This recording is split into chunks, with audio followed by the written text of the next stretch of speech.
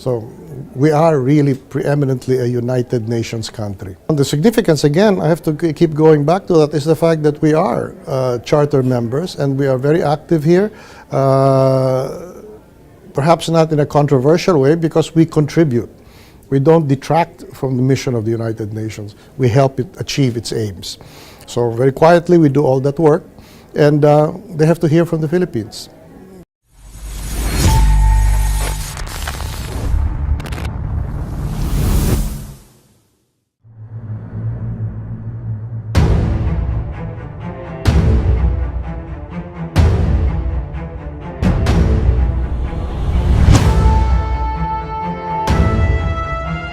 I was wondering myself, some of these titles that they use for the names, for the themes of UN Assembly meetings and big summits, sometimes they seem like they don't mean anything.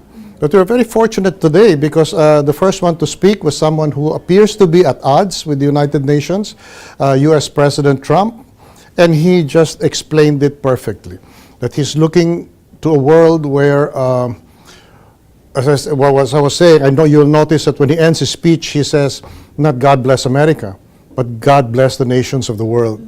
That's really something, because he's often seen as a critic of the United Nations. But here he is, God bless the nations of the world, after he weaves like Joseph's multicolored coat, a multicolored tapestry of individual nations, each one distinct, but all of them free, independent, prosperous, and with governments who are so responsible, they are able to take care of their people back home.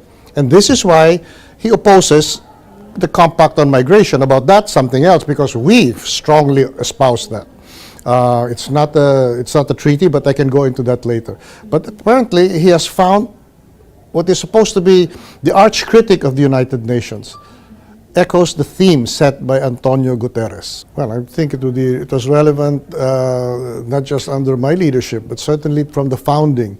We are charter members of the United Nations, and what is unique about us is that we were members of the United Nations when we were not a nation.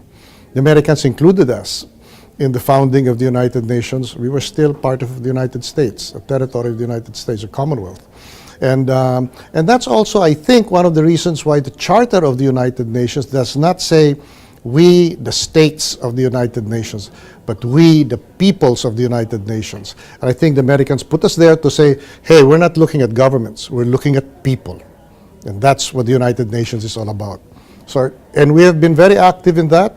We were active in war and in peace. The Korean War, we were there in that UN police action. We are there, most famously, we were there when the Soviet leader Khrushchev banged his shoes. Do you know why? Because Sumulong, our ambassador at that time, denounced communism in the United Nations. So we always make a difference. People were going along because the Soviet Union was a founder also of the United Nations. But when things go wrong, Filipinos will stand up and say, this is wrong. And then, by the way, that's the reason why why there is a United Nations. When I first came to the United Nations, I remember the president was so irritated with the UN. He said, I'm going to burn down that UN.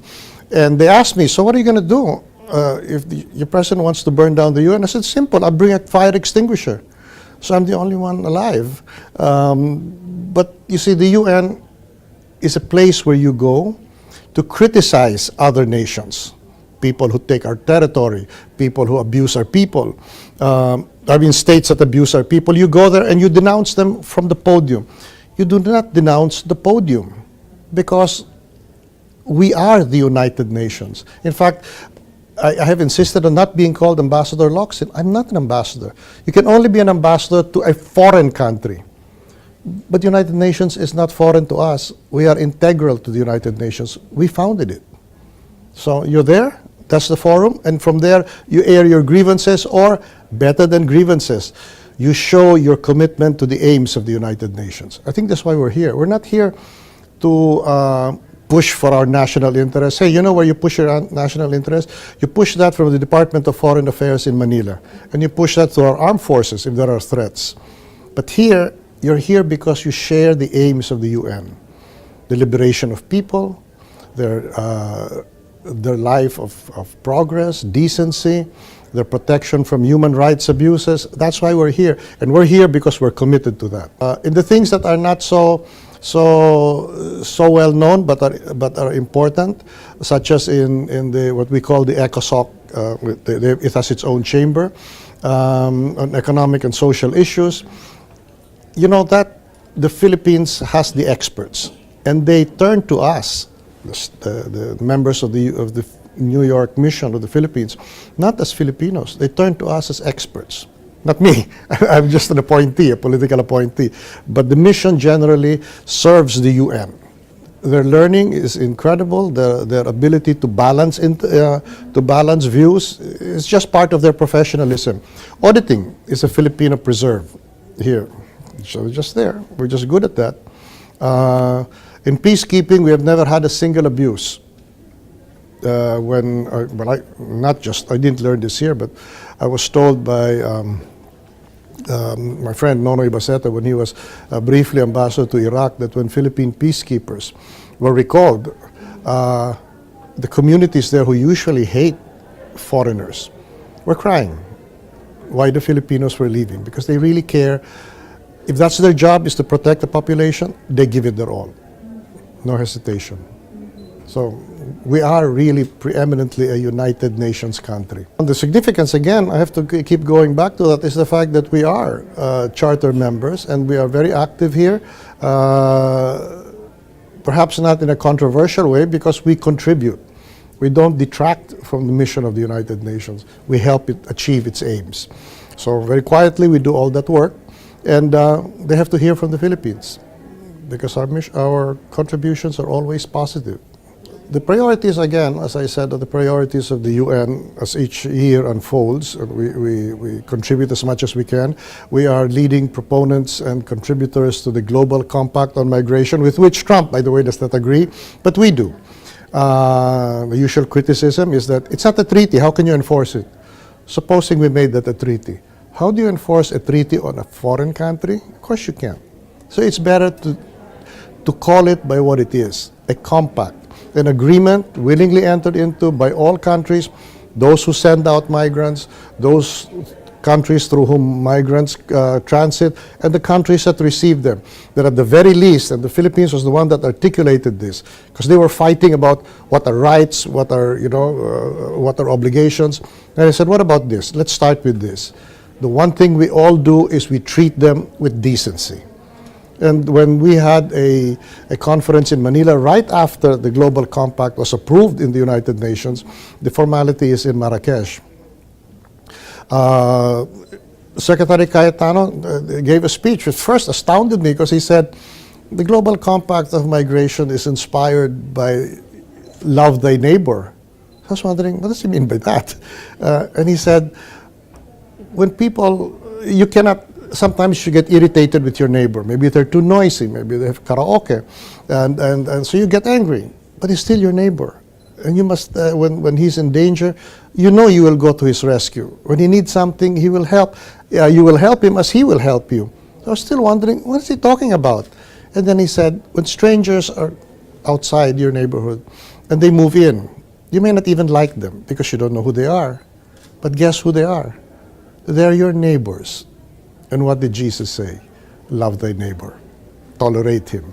Help him. The road to Marrakesh is important because it's not legally binding, okay? And then some people make fun of that. As if you could actually have a legally binding instrument on sovereign states. Each of us has an army. We have a formidable army. I don't think anybody can impose anything on us if we don't want it. Not even any multilateral institution or whatever they call themselves. They can't. But what we can do, sovereign states, is we can agree to this kind of behavior. And the behavior is basically, we defined it. Decent. What you wouldn't do to your friend, what you wouldn't want done to you. Come on, don't do it to strangers passing through your country. And that's it. It's important to us. And by the way, they say, yeah, but you can't enforce it. No, you can't. But it's a template. It's a standard of behavior. It's just there. And when you don't follow that, when you don't fulfill that aim, what do you look like? If I may use the word, you look like a jerk. And nobody in the world wants to look like a jerk. No country does. And I think it's a great achievement. And that's why some countries who are, at the moment, anti-migrants, they're afraid of something that is not even legally enforceable. You know why? Because it judges them. So that's it. And the contribution of the Philippines there is really recognized. The language, people fight over words. It's always the Filipinos are able to temper the debate and say, there's a way of saying it. Don't get angry. You can agree on this. That's it. So we're very much the Filipino child. My message is, when I was growing up, I always tell this also to the Secretary General when they complain no one helps the UN anymore. The support for the UN is dwindling, especially among the major powers like the United States. I said, because the public has forgotten you. When I was growing up, I'm quite old, even in a tabloidish paper, about crime, that was always the headline. There may be the headline, a woman chopped to pieces, but guess what's beside it? United Nations actions, United Nations decisions. It was very much a part of our political life and the life of almost everyone in the world. When Dag Hammarskjöld died in a crash in the Congo, the world cried. Then suddenly now we don't care. So what happened there? Partly the fault of the UN for not publicizing its activities more. Partly the hatred among nations now, it's gotten quite worse, and the loss of any sense of commonality. Like, these are the things we all believe in. We may disagree with each other, but these things we cannot compromise. That seems to be going. But I think all I'm going to ask the Filipino people is, the UN matters a lot. You're not a nation. Don't think you can pull out of the UN. You pull out of the UN, you're not a country. Think about it. Why do you think Taiwan, a major economic power, a vibrant democracy, it has every qualification to be a member, but it's not, because there can only be one country. And there it is. Why do they want? Because you're only half a state. You're only half a country. And that's where we are. And so we should value that. We should be a little careful about dismissing the United Nations. Because if you dismiss it, it's no skin off my nose. It's the skin off the nose of the country.